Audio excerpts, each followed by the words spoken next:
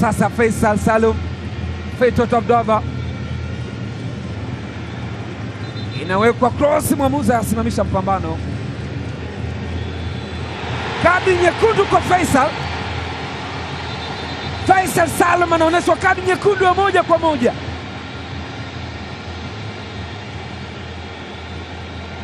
Feitoto Abdallah, nini kimetokea pale? Mwamuzi anamuonesha kadi nyekundu, ni straight red card kwa Faisal.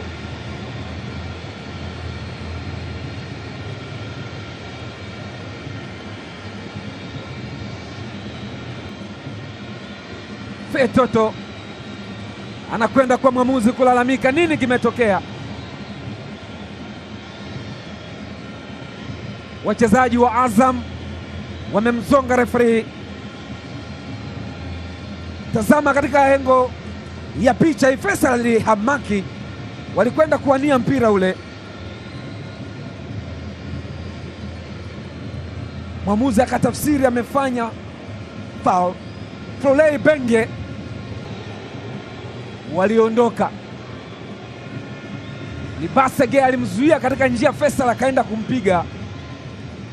Libase Geye akianza kujaribu kumzuia Faisal, akapanic na akareact vibaya.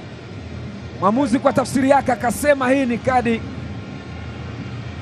nyekundu, na wamempelekea laptop kwamba tazama marudio, lakini Harajiga anakataa kwa sababu hairuhusiwi yeye kutazama marudio.